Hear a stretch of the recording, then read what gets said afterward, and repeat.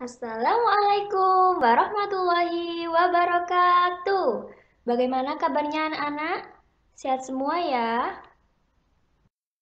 Semoga kita semua selalu dalam lindungan Allah dan dijauhkan dari segala penyakit. Amin. Anak-anak, hari ini kita akan belajar tematik. Tema 1, subtema 2, pembelajaran 1 dan 2. Bagaimana? Sudah siap anak-anak? Oh iya, sebelum kita memulai pembelajaran, mari kita buka pembelajaran kali ini dengan membaca basmalah. Bismillahirrohmanirrohim. Pembahasan yang pertama adalah menentukan kalimat ajakan pada teks. Kalimat ajakan isinya mengajak atau meminta orang lain melakukan sesuatu. Ciri kalimat ajakan biasanya disertai dengan kata ayo atau mari. Contoh kalimat ajakan. Yang pertama, Tony, ayo kita bermain bola di lapangan. Yang kedua, mari kita berdoa bersama-sama. Selain contoh kalimat ajakan, ada juga contoh kalimat ajakan pada teks percakapan. Ustazah bacakan ya. Mei berkata, ayo kita bermain boneka sis. Siska menjawab, maaf, tapi aku tidak punya boneka. Mei berkata lagi, tidak apa-apa, kalau begitu ayo kita belajar melukis saja.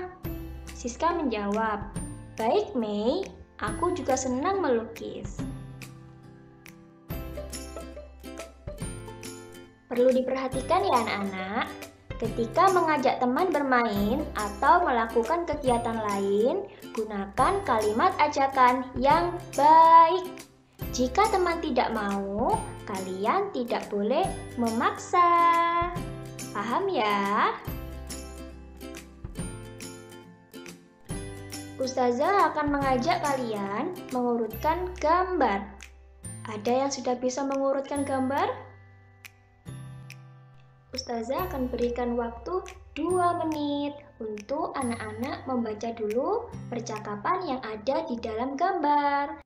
Setelah itu, nanti kita akan mengurutkan gambar tersebut bersama-sama. Dimulai ya.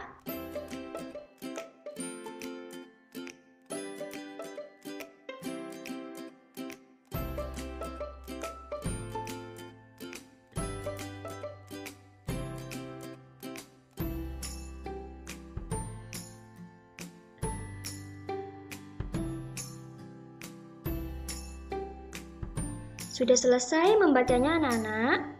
Coba, mana urutan gambar yang pertama? Urutan gambar yang pertama berada di atas sebelah kanan dengan percakapan yang berisi salam. Selanjutnya, urutan yang kedua adalah gambar yang letaknya berada di bawah gambar yang pertama. Urutan gambar yang ketiga berada di atas sebelah kiri. Dan yang terakhir, untuk urutan gambar yang keempat, letaknya berada di bawah gambar urutan ketiga. Udah kan? Dan anakku, percakapan ini tadi juga mengandung kalimat ajakan. Kita baca bersama-sama ya, mulai dari urutan pertama sampai urutan terakhir. Di sini ada 2 anak. Yang pertama yang memakai kaos warna biru bernama Roni. Dan anak yang memakai kaos oranye adalah siapa? Yuda. Kita baca mulai dari gambar yang pertama. Assalamualaikum Yuda. Waalaikumsalam. Hai Roni. Ayo kita bermain ke lapangan. Maaf Ron, aku tidak bisa. Kenapa Yud? Kakiku masih sakit, kemarin terkilir saat bermain. Baiklah, tidak apa-apa, semoga lekas sembuh ya. Terima kasih Ron. Setelah kita mengurutkan gambar, sekarang kita lanjutkan untuk pembelajaran selanjutnya, yaitu kita akan belajar menjelaskan gerak keseharian dalam tari. Di sini ada 3 gerak. Yang pertama, gerakan menggunakan kepala. Kalau gerakan yang menggunakan kepala, berarti yang bergerak adalah kepala. Yang kedua, gerakan menggunakan tangan. Kalau gerakan menggunakan tangan, berarti yang bergerak adalah tangan. Pintar. Selanjutnya yang ketiga, gerakan menggunakan kaki. Kalau gerakan menggunakan kaki, yang bergerak adalah kaki. Dari 3 gerakan ini, Ustazah akan memberikan contohnya masing-masing. Contoh gerakan menggunakan kepala. Yang pertama, menengok ke kanan dan menengok ke kiri. Untuk gerakan yang menggunakan tangan, contohnya gerakan bermain layangan, gerakan memetik bunga, dan gerakan menyapu. Sedangkan gerakan yang menggunakan kaki, contohnya adalah gerakan berjalan, gerakan berlari, atau gerakan melompat. Selanjutnya, kita belajar membandingkan 2 bilangan ratusan.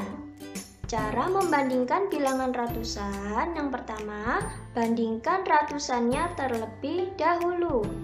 Yang kedua, jika ratusannya sama, bandingkan puluhannya. Yang ketiga, jika puluhannya juga sama, maka bandingkan satuannya. Di sini sudah ada contoh. Ada 2 kelompok kubus. Yang pertama, kubus milik Adi. Yang kedua adalah kubus milik Udin. Ayo kita hitung dulu. Kubus milik Adi ada berapa jumlahnya? 100 ditambah 20 ditambah 4. Totalnya adalah 124.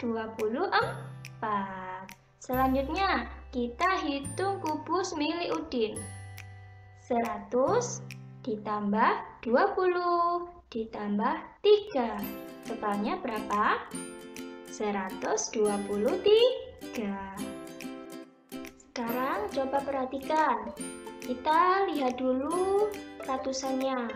Kubus Adi dan kubus Udin jumlahnya sama ya, yang ratusan, yaitu berapa?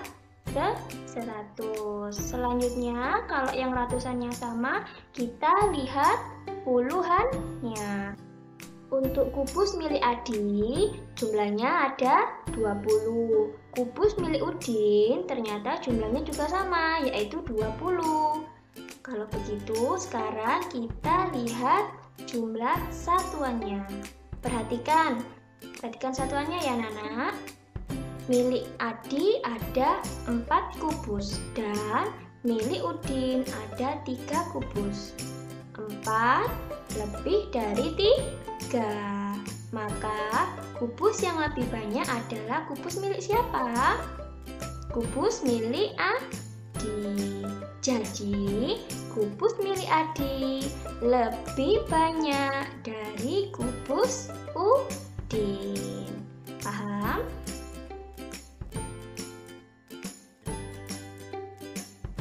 Masih ingat kan? Minggu lalu kita sudah belajar menyebutkan pengamalan sila pertama sampai sila kelima Pancasila di rumah.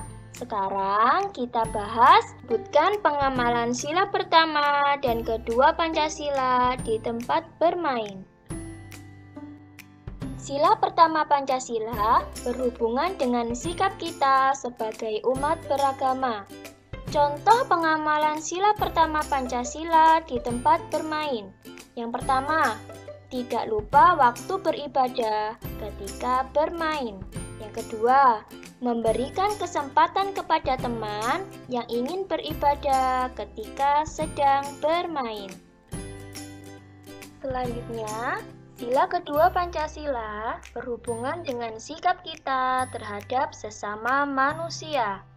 Contoh pengamalan sila kedua Pancasila di tempat bermain. Yang pertama, membantu teman yang mengalami kesulitan saat bermain.